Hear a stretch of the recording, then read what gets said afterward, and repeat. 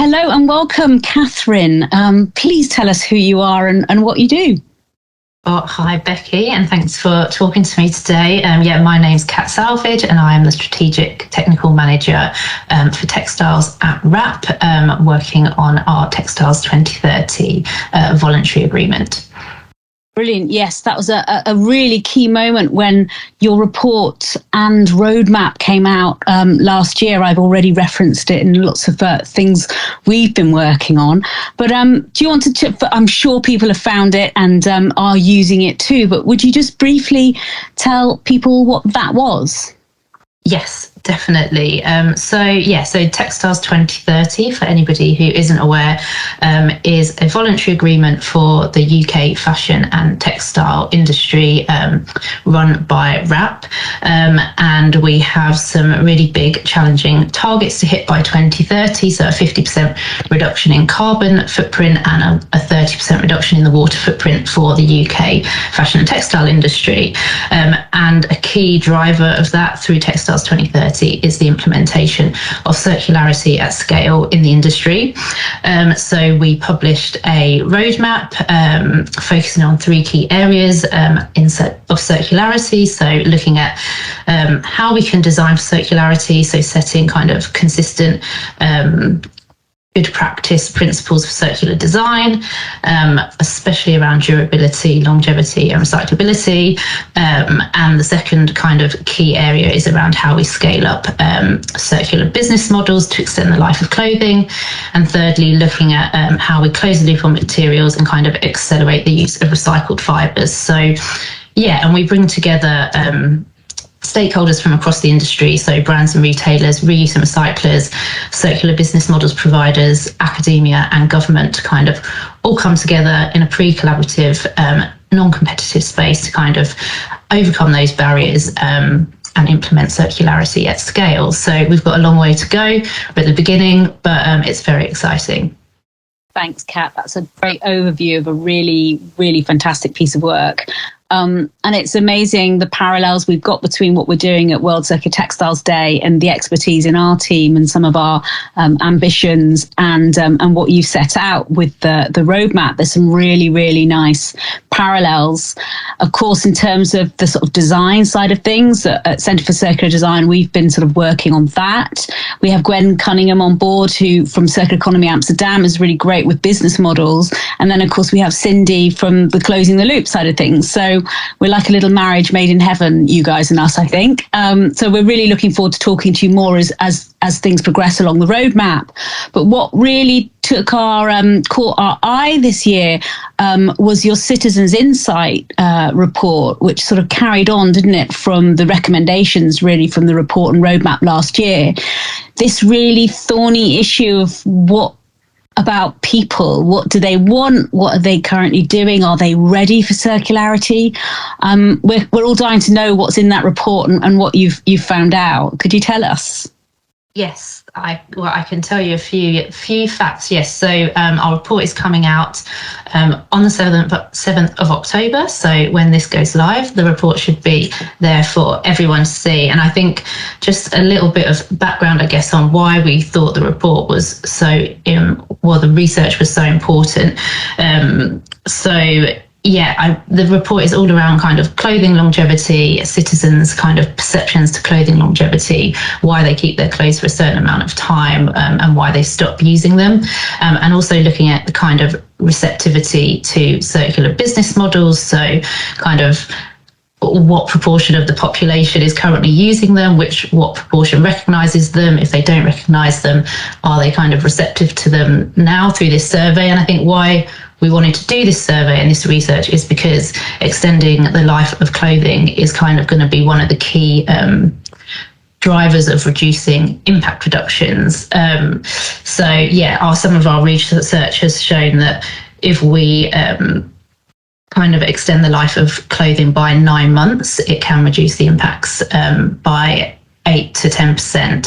So that's why this was a really important survey for us to really understand kind of citizens' perceptions towards extending the life of clothing, I guess.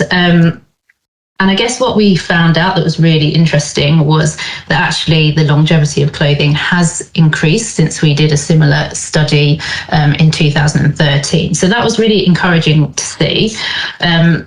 But then there was kind of some interesting information behind that. And what it actually showed is, we're consuming more clothes than we did a decade ago, and we are actually using them less.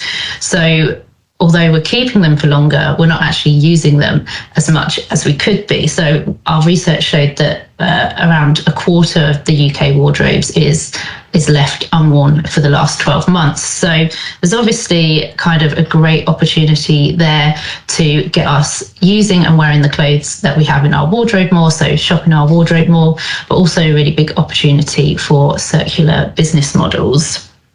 And it was also really interesting to see the reasons kind of why people weren't using their clothes. And I think, we might all think that we stop wearing our clothes because they've worn out, but actually what the survey showed us is that most people stop using their clothes because it's just not a priority for them anymore, or because that item is kind of an occasion wear item. And the other kind of key reason was that it didn't look good on them anymore, or it wasn't comfortable anymore. So it was really interesting to see that physical durability and kind of physical failure of products wasn't actually a key reason for people not wearing their clothes, which again shows that there's a real big opportunity to recirculate those clothes through circular business models. Which kind of then leads me on to some of the findings about circular business models. So we did find from the survey that there was quite a low kind of recognition and use rate of circular business models. And we asked about resale, rental, subscription, repair and upcycling. So I think we could definitely say that kind of the recognition of resale and pre-loved clothing was the highest and also the most used, with kind of rental and repair being some of the lowest recognition. But what was really promising was that people were really receptive to using these models. So it showed there was a real big opportunity to kind of mainstream some of those models. And I guess some other great findings that we found from the survey were that if citizens purchased clothing from resale pre-loved, those clothes actually had a longer predicted longevity than clothing that was purchased new. So clothing that was purchased pre-loved was kind of predicted to have a longevity of 5.4 years, whereas new clothing only had a predicted longevity of 4 years. And also if a garment had been repaired, it extended its life for an average of 1.3 years. So those kind of two bits of information are really kind of exciting and positive, kind of the reduction impacts we could see from the implementation of circular business models. So that's probably kind of the key findings, but there is a lot of information in the report. We looked at the longevity and circular business models by product category, so you can really kind of dig into which product categories have a longer predicted lifetime and what products are more kind of what products citizens are more receptive to purchasing through circular business models. So there's a hell of a lot of kind of data and insights in there that can really kind of support the industry to design for durability and also kind of implement those circular business models that are right for their customers and their product categories. Wow, that's brilliant. Well, that's a lot of information. I haven't seen the report, so I'm dying to get my hands on it. And I think that what you've just been talking about, having the information by category, is fantastic for us then as designers in particular to be able to kind of come up with specifications based on what you've been finding. So interesting that the kind of longevity of a garment isn't about it wearing out or becoming faulty. It's actually much more about sort of taste and behavior and circumstantial change. So that, as ever, needs to become much more part of our understanding as designers and our ability to work with flows and new business models and moving the product around to suit the kind of emotional changing needs of consumers. So that's super interesting. I'm going to come right back to the beginning and ask you a big overarching question, because I remember, I think it was Gwen's group published some research recently in Ireland about how many people recognize or understand the term circular economy and confidently can say what it is.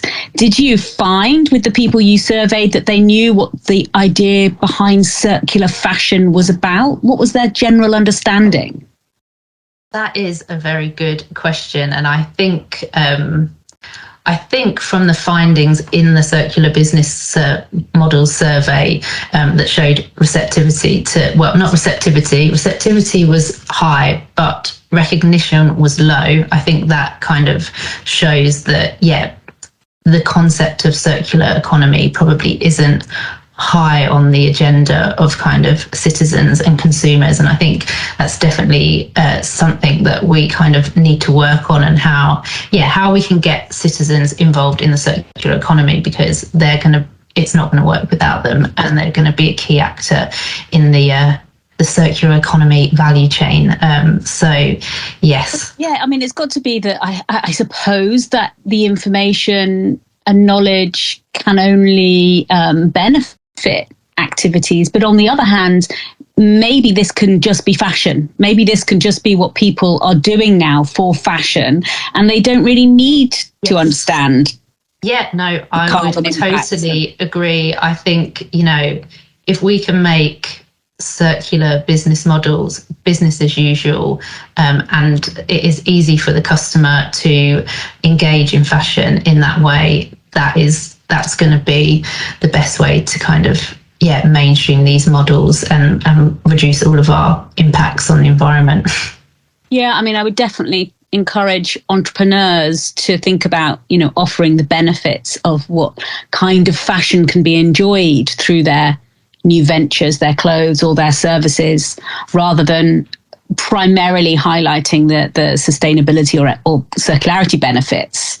Yeah, I think, fashion it needs to be exciting, and that's why people kind of engage and love fashion. So I think, we need to, it needs to kind of be business as usual. Also, the fact that it's kind of something new can actually potentially increase a customer's emotional attachment to that product. So that could increase the durability and the longevity of the product as well. But I guess it's about making sure you've got that information there in the background for the citizens that are interested and do want to know.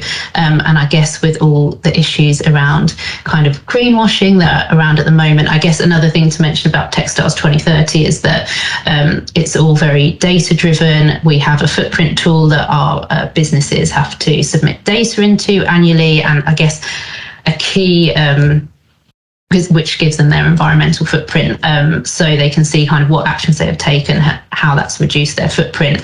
And as we go through the next 8 years to 2030, we will be looking at how we can kind of develop those metrics and measurement around these circularity actions. So whether it's designing for durability, or selling products through a resale model, or renting items instead of selling new ones to each customer. So that's a big piece of work with Textiles 2030, is kind of how we can develop those metrics to, I guess, kind of provide that robust evidence to back up claims around circularity as well. It's a sort of a new business canvas, isn't it? You've got to have the kind of decision making in terms of the economics for the business, but also the reduction in carbon and water. So sort of having those calculations there, but then also the sort of flow and the appeal for the customers. So you're thinking about so many more things when you're designing and making these things happen for circular flows than a linear offer. But can I ask you about readiness? Because with citizen insights, I suppose, the cynics might say, well, it's all very well that there's a growth of, say, rental businesses, but are people really doing that? Do they really want someone else's clothes against their skin? Are they kind of holding off of that? Maybe they're prepared to do it with a scooter on the street, but they're finding a dress more difficult. What did you find anything out about that? Yes, we did find out kind of what, I guess, the barriers were to models, and I guess one of those circular business models, and I guess one of the biggest barriers, but also one of the biggest what's the opposite of a barrier? An opportunity was around costs. So people that were already using circular business models such as resale and rental were using them because they thought they were better value for money. But then cost was also one of the biggest barriers to circular business models as well. And they were quite often perceived as being too expensive. Some key barriers for both rental and subscription models were kind of concerns that the items wouldn't fit them when they arrived. And then for pre-loved and upcycled, again, size and fit was a big barrier, and also concerns on quality for kind of those pre-loved items. So those were kind of the key barriers. So kind of hygiene, and that didn't come out as one of the key barriers. But yes, there is lots more information in the report and some kind of nice graphics to kind of highlight those key barriers and opportunities as well. I think I can't wait to see it. I think it's going to be really exciting to really sort of look at what design briefs we can evolve from the information. It's so important to have this information about consumers and their behavior and really design for it rather than in a way try to change mass behavior, which always sounds like mission impossible. Definitely. And as I also have a design background, so the longevity survey findings, I find them very, very exciting. Like you say, looking at each product category, we can also look at kind of the end uses of those products, so how the longevity differs between a casual trouser and a formal trouser, and maybe kind of a sportswear trouser. So we can see how they differ, and like you say, start developing those design briefs and those design specifications based on how citizens actually use those products and why they stop using them as well. So we can kind of combat those issues and kind of design products that are going to last longer, whether it's through the original user or through a second, third or fourth user through a circular business model. So yeah, there's some really exciting insights. Yeah, and I think those kinds of business models now are really beginning to understand sort of the nuance in the range of offers out there.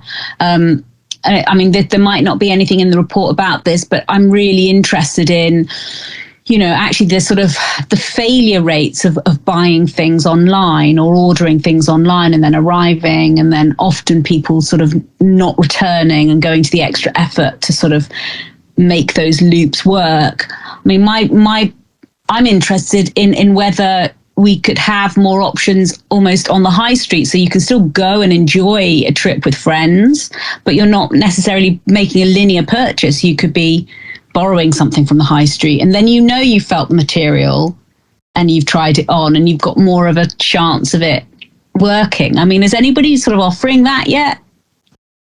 Yeah, I think that is really exciting. And I guess there are lots of kind of circular business model providers out there at the moment, especially on the rental market, which we touched on earlier, which seems to be growing very, very fast at the moment. But kind of Her has a collaboration with Selfridges. So you can go into Selfridges, try on the garments and then rent them. And actually really excitingly, I think yesterday, John Lewis has just launched their kind of rental again with Her. So yes, again, you can kind of go in, try some things on, and then rent them. So yeah, it's just making, I guess it's really about thinking about how we make these models accessible and convenient, and as convenient as buying fast fashion, I guess. That's what we've got to do, I think, because, there are so many good ideas out there for how we could do things better. And we have to bring those through in a way that works with the reality of people's lives. And if I think about how often I intend to rent or I intend to mend, and then, I don't have time. In the way. Yeah. I need it to be part of my life. And so I'm looking for, more ways that it actually sort of comes to us. And then we'll have different consumers who are super aware and looking for it, but then those who are choosing these options because they are more convenient as well. So yeah, and I think that's what's really important. And I know internally at WRAP and Textiles 2030 as we're talking about what's coming next for the agreement and potentially kind of starting to pilot models in business models and design and closing the loop. We're definitely with that circular business models. It's all about making sure when you plan to kind of implement a circular business model, you're thinking about your customer and thinking about how you're going to kind of change their shopping habits to use this circular business model. So yeah, we have a really big citizen behaviour change team here who are also kind of digging through the insights and working out what are those interventions that we need to kind of put in place to support kind of citizens, I guess, to use these new models. Great. Oh, well, that's just sounds like such a brilliant and much needed piece of work. So congratulations to you and all the team that have worked on it. And thank you so much for the interview. And all the links will be in the show notes. So for people that you can go and download the report and maybe we can hook up and talk about it in a few months' time and see how it's going. Definitely, I would love to do that. And thanks for inviting us to talk. There's so many synergies, like you said, between the work that we're doing and World Circular Textile Day. So yes, it's exciting to see it all link up together. Great. Well, thank you, Catherine. And see you soon. Thank you. Bye-bye. Bye.